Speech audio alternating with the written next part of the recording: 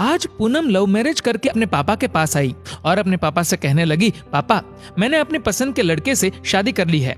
उसके पापा बहुत गुस्से में थे, पर वह बहुत सुलझे हुए शख्स थे। उन्होंने बस अपनी बेटी से इतना ही कहा, मेरे घर से निकल जाओ। बेटी ने कहा, अभी मेरे पति के पास कोई काम नहीं है, हमें रहने दीजिए, हम बाद में चले जाएंगे। पर उसके पापा ने एक नहीं सुनी और उसे घर से बाहर कर दिया। कुछ साल बीत गए। अब पूनम के पापा नहीं रहे और दुर्भाग्यवश जिस लड़के से पूनम ने शादी की थी वह भी उसे धोखा देकर भाग गया। पूनम की एक लड़की और एक लड़का था।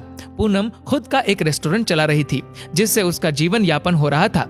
पूनम को जब यह खबर हुई कि उसके पापा नहीं रहे तो उसने मन में सोचा, अच्छा हुआ मुझे घर से निकाल दिया था, दर दर की ठोकरें खाने के लिए छोड़ दिया था। मेरे पति के छोड़ जाने के बाद भी मुझे घर नहीं बुलाया। मैं तो नहीं जाऊंगी उनकी अंतिम यात्रा में। पर उसके ताऊजी ने कहा कि पूनम हो आओ, जाने वाला शख्स तो चला गया, अब उनसे दुश्मनी कैसी। पूनम ने पहले हाँ ना किया, फिर सोचा चलो हो आती हूँ, देखूं तो जिन्होंने मुझे ठुकराया वह मरने के बाद कैसे सुकून पाते हैं। पूनम जब अपने पापा के घर आई तो सब उनकी अंतिम यात्रा की तैयारी कर रहे थे, पर पूनम को उनके मरने का कोई दुख नहीं था। बस वह अपने ताऊजी के कहने पर आई थी। अब पूनम के पापा की अंतिम यात्रा शुरू हुई। सब रो रहे थे पर पूनम दूर खड़ी हुई थी। जैसे तैसे सब कार्यक्रम निपट गए। आज पूनम के पापा की 13वीं थी। उसके ताऊजी आए और पूनम के हाथों में एक खत देते हुए उन्होंने पूनम से कहा, ये तुम्हारे पापा ने तुम्हें दिया है, हो सके तो इसे एक बार जरूर पढ़ लेना। रात हो चुकी थी और सारे मेहमान जा चुके थे। पूनम ने वह खत निकाला और पढ़ने लगी। उस खत में सबसे पहले लिखा था, मेरी प्यारी गुड़िया, मुझे मालूम है कि तुम मुझसे नाराज हो, पर अपने पापा को माफ कर देना।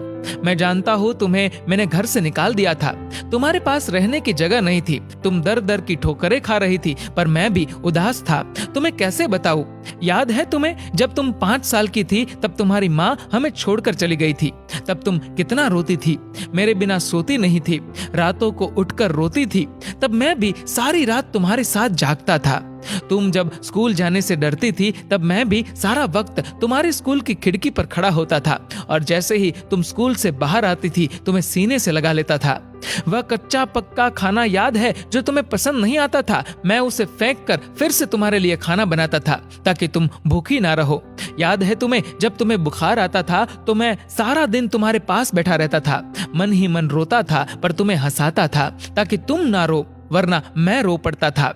वो तुम्हारी पहली बार हाई स्कूल की परीक्षा तुम रात भर पढ़ती थी और मैं सारी रात तुम्हें चाय बनाकर देता था। याद है तुम्हें तुम्हारी पहली जीन्स और छोटे कपड़े, वह गाड़ी, सारी कॉलोनी एक तरफ थी कि ये सब नहीं चलेगा, लड़की छोटे कपड़े नहीं पहनेगी, पर मैं तुम्हारे साथ खड़ा था, किसी को तुम्हारी खुशी में बाधा बनने नहीं दिया। तुम्हारा वह रातों को देर से घर आना, डिस्को जाना, लड़कों के साथ घूमना, इन सब बातों को कभी मैंने गौर नहीं किया क्योंकि तुम जिस उम्र में थी उस उम्र में ये सब थोड़ा बहुत होता है। पर एक दिन तुम ऐसे लड़के से शादी कर घर आई, वह भी उस लड़के से जिसके बारे में तुम्हें कुछ भी पता नहीं था। तुम्हारा पापा हूँ, मैंने उस लड़के के बारे में सब पता किया। उसने न जाने वासना और पैसों के लिए कितनी लड़कियों को धोखा दिया था, पर तुम तो उस वक्त प्रेम में अंधी थी। तुमने मुझसे नहीं पूछा और सीधी शादी करके आ गई। मेरे कितने अरमान थे कि तुम्हें डोली में बिठाऊं, चांद सितारों की तरह तुम्हें सजाऊं, ऐसी धूमधाम से शादी करूं कि लोग बोल पड़े कि वह देखो शर्मा जी जिन्होंने अपनी बच्ची को इतने नाजों से अकेले पाला है। पर तुमने मेरे सारे ख्वाब तोड़ दिए। खैर, इन सब बातों का अब कोई मतलब नहीं है। मैंने तो तुम्हारे लिए खत इसलिए छोड़ा कि तुमसे कुछ बात कह सकूं। मेरी गुड़िया, अलमारी में तुम्हारी माँ के गहने और मैंने जो तुम्हारी शादी के लिए गहने खरीदे थे वह सब रखे हैं। 3-4 घर और कुछ जमीनें हैं। मैंने सब तुम्हारे और तुम्हारे बच्चों के नाम कर दिया है। कुछ पैसे बैंक में है जो तुम बैंक जाकर उसे निकाल लेना। और आखिर में बस इतना ही कहूंगा, मेरी गुड़िया, काश तुमने मुझे समझा होता। मैं तुम्हारा दुश्मन नहीं था, तुम्हारा पापा था, वह पापा जिसने तुम्हारी माँ के मरने के बाद भी दूसरी शादी नहीं की। लोगों के ताने सुने, गालियां सुनी, न जाने कितने रिश्ते ठुकराए, पर तुम्हें दूसरी माँ से कष्ट ना हो इसलिए खुद की ख्वाहिशें मार दी। अंत में बस इतना ही कहूंगा, मेरी गुड़िया, जिस दिन तुम शादी के जोड़े में घर आई थी ना, तुम्हारा बाप पहली बार टूटा था। तुम्हारी माँ के मरने के वक्त भी उतना नहीं रोया जितना उस वक्त और उस दिन से हर दिन रोया। इसलिए नहीं कि समाज, जात, परिवार, रिश्तेदार क्या कहेंगे, बल्कि इसलिए कि जो मेरी नन्ही सी गुड़िया सुसु तक करने के लिए सारी रात मुझे उठाती थी, पर शादी का फैसला लेते वक्त मुझे एक बार बताना भी जरूरी नहीं समझा। गुड़िया, अब तो तुम भी माँ हो। औलाद का दर्द, खुशी क्या होती है, वो जब दिल तोड़ते हैं तो कैसा लगता है, तुम अब महसूस कर सकती हो। लेकिन मैं ईश्वर से प्रार्थना करूंगा कि तुम्हें कभी भी ये दर्द ना देखना पड़े। एक खराब पिता ही समझकर मुझे माफ कर देना मेरी गुड़िया। तुम्हारे पापा अच्छे नहीं थे जो तुमने उसे इतना बड़ा दर्द दिया। खत यहीं समाप्त करता हूँ, हो सके तो मुझे माफ कर देना। और खत के साथ एक ड्राइंग लगी हुई थी जो खुद कभी पूनम ने बचपन में बनाई थी, और उसमें लिखा था, आई लव यू मेरे पापा। इतने में उसके ताऊजी आ गए। पूनम ने उन्हें रोते रोते सब बताया, पर एक बात उसके ताऊजी ने बताई। उसके ताऊजी ने कहा, पूनम, वो जो तुम्हें रेस्टोरेंट खोलने और घर खरीदने के पैसे मैंने दिए थे, वह मेरे नहीं थे, बल्कि तुम्हारे पिताजी ने मुझसे तुम्हें दिलवाए थे। क्योंकि औलाद चाहे कितनी भी बुरी क्यों ना हो, माँ बाप कभी बुरे नहीं होते। औलाद चाहे माँ बाप को छोड़ दे, माँ बाप मरने के बाद भी बच्चों को दुआ देते हैं।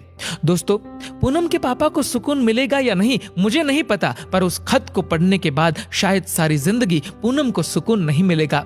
आखिर में बस इतना ही कहूंगा कि लव मैरिज करना कोई गलत बात नहीं है, पर यदि इसमें आप अपने माताजी, पिताजी को शामिल कर ले तो अच्छा रहेगा। क्योंकि पत्थर से पानी निकल जाता है, वह तो माँ बाप है ना, कब तक नहीं मानेंगे।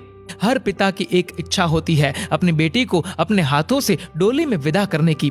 हो सके तो उसे एक सपना मत रहने दीजिए और सदैव अपने माता पिता का आदर करे।